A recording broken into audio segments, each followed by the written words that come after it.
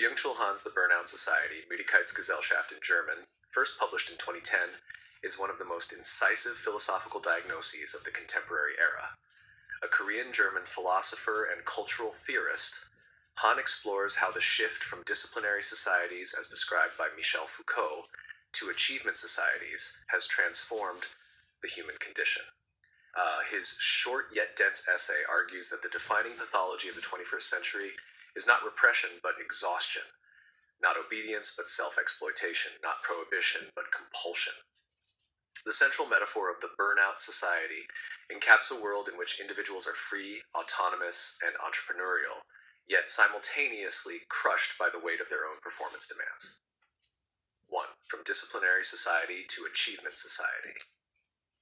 Han begins by contrasting the modern world with Foucault's notion of the disciplinary society. In Foucault's framework, individuals were subjected to institutions of control, the prison, the factory, the school, the hospital, which sought to discipline the body through prohibitions and regulations. The characteristic subject of that age was the obedience subject, someone molded by external authority.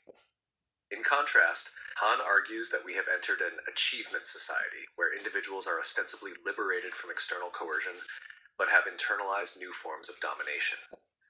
This new subject, the achievement subject, Leistung subject, no longer says I must, but I can. Freedom, once conceived as liberation from constraint, has been redefined as the capacity for unlimited self-improvement.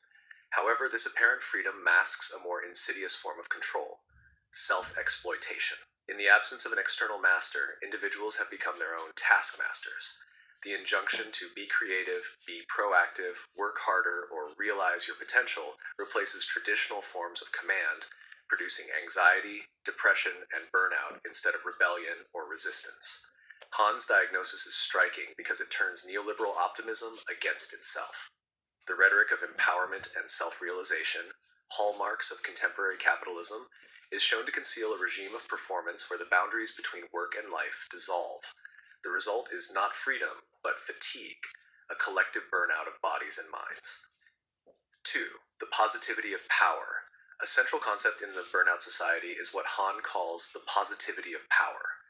Traditional power, as Foucault understood it, operated through negation. It said no, forbade, and restricted. But in neoliberal societies, power becomes positive. It affirms, encourages, and seduces. Instead of repression, we have stimulation. Instead of censorship, we have over-communication. This positivity is omnipresent in today's culture of motivation and productivity. Advertising, social media, and corporate management all deploy affirmations such as "yes, you can," or "just do it," phrases that exemplify the self-affirming violence of positivity. While the disciplinary society was a no society, the achievement society is a yes society. Yet this constant affirmation produces its own kind of destruction.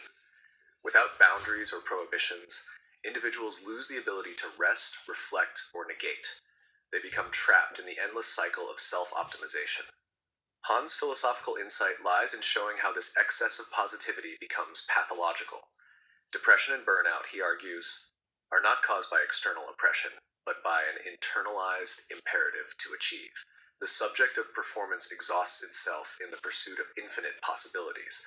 The contemporary malaise is thus not one of repression, but of overproduction, of information, stimuli, and demands. 3. The neoliberal self, entrepreneur of the soul. Han connects the burnout condition directly to neoliberal ideology, which promotes the idea of the individual as an entrepreneur of the self. In this framework, every person is responsible for their own success or failure. Life becomes a project, and identity turns into a brand. The logic of competition, once confined to the market, now penetrates the most intimate aspects of existence: relationships, education, leisure, and even spirituality. In this new order, failure is no longer attributed to social conditions, but to personal inadequacy. The neoliberal subject internalizes guilt and frustration. If one is not successful, happy, or fulfilled, it must be one's own fault. This psychological mechanism converts systemic inequalities into private burdens. Thus, the subject of achievement does not revolt against the system. Instead, it collapses inward, succumbing to anxiety and depression. Han sees this internalization as the hallmark of late capitalism. Power no longer needs to discipline from outside. Individuals discipline themselves in the name of freedom. The result is a paradoxical coexistence of autonomy and subjugation, productivity and emptiness. Term 4. Burnout, depression, and the pathology of excess. Han's diagnosis of burnout is closely tied to the broader cultural shift from negativity to positivity. He argues that many of the contemporary psychological disorders, burnout, depression, attention deficit disorder, are pathologies of excess, not of deprivation. We are not suffering from too little stimulation, but from too much. Depression, for Han, is not primary chemical imbalance or a clinical condition, but a cultural symptom. It arises when the self, overloaded by demands for productivity and success, can no longer sustain the illusion of infinite capability. The depressive person is a failing soldier in the war of achievement. Unlike the neurotic of Freud's era, who struggled with repression, the depressive struggles with self-imposed freedom. The modern subject collapses not because they are forbidden to act, but because they are compelled to act endlessly. Han also introduces the concept of neuronal violence. Unlike the external violence of repressive societies, this new violence is internal and invisible. It manifests in mental exhaustion rather than physical harm. The overabundance of positivity, images, information, possibilities, leads to a saturation of the mind. The contemporary subject becomes incapable of contemplation, concentration, or genuine presence. Number 5. The loss of contemplation and the culture of acceleration. Another key theme in the burnout society is the loss of contemplative life. Han laments that the modern world, driven by digital communication and economic acceleration, has eliminated the capacity for stillness and reflection. In a world dominated by immediacy and transparency, there is no room for slowness or silence. Drawing from Heidegger and Eastern philosophy, Han argues that true thought requires distance, negativity, and withdrawal. Contemplation is a mode of non-action that allows being to reveal itself. But in the achievement society, every moment is instrumentalized, measured, monetized, and optimized. Even rest becomes another form of productivity, self-care, recharging for efficiency. The disappearance of contemplation results in what Han calls the hell of the same. When everything is made visible, comparable, and exchangeable, difference disappears. Digital communication multiplies expressions but eliminates meaning. The self is constantly exposed, yet never truly known. Jamhur 6. The Transparency Society and the Digital Panopticon. Han later expanded on the ideas in the Burnout Society in works such as the Transparency Society and Psychopolitics, but their seeds are already visible here. The Achievement Society is also a surveillance society, not through coercion, but through voluntary exposure. Individuals display their lives on social media, willingly participating in their own monitoring. The digital subject, always connected and sharing, embodies the paradox of freedom under neoliberalism. We are most enslaved when we believe ourselves most free. Han's concept of digital psychopolitics points to a regime where control is exerted through seduction and participation rather than repression. The subject, addicted to visibility, becomes transparent not only to others, but to power itself. 7. Fatigue as resistance. Despite the bleakness of his analysis, Han offers a subtle form of resistance, fatigue. He distinguishes between pathological fatigue, burnout, and what he calls a gentle fatigue that opens the possibility of contemplation and community. Drawing on Nietzsche and the mystic Meister Eckhart, Han suggests that true rest is not mere recovery from more work, but a state of being that allows openness to the world. In this sense, fatigue can become a counterforce to the compulsion of activity. To be fatigued in the right way is to withdraw from the circuits of production and rediscover slowness, silence, and receptivity.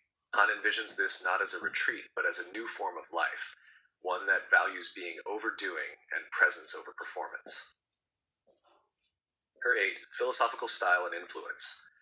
Han's prose is aphoristic, reminiscent of Nietzsche or Adorno. His books are short, often under 100 pages, but densely packed with insight. He weaves together continental philosophy, theology, and cultural critique, producing a unique synthesis that resonates far beyond academia. The Burnout Society quickly gained global recognition, translated into numerous languages, and established Han as one of the most influential contemporary thinkers on technology, capitalism, and mental health. His ideas have been widely discussed in debates about digital culture, work-life balance, and the psychological consequences of neoliberalism. 9. Critiques of Hahn. While Hahn's insights are powerful, critics have pointed out that his arguments sometimes rely on sweeping generalizations. His depiction of the achievement society can seem too totalizing, leaving little room for resistance or diversity of experience. Moreover, his romantic idealization of contemplation risks neglecting the emancipatory potential of digital networks and collective action. Others have noted that Hahn's style, more poetic than empirical, offers little in terms of concrete political solutions. Yet this may be precisely his point. The burnout society cannot be fixed through more productivity or better management, but only through a rethinking of what it means to live well. Hash number 10. Conclusion. The paradox of freedom. In the Burnout Society, Byung-Chul reveals that the greatest form of domination today is the illusion of freedom. In this, we believe ourselves liberated, yet we are enslaved by our own drive to achieve. In transforming citizens into self-entrepreneurs, neoliberalism has created subjects who exploit themselves voluntarily in the name of success. Hahn's diagnosis resonates deeply in an age of constant connectivity, gig economies, and mental health crises. His warning is both philosophical and moral. A society that worships performance will eventually consume itself. The true path to liberation lies not in doing more, but in learning to pause, to reflect, and to simply be.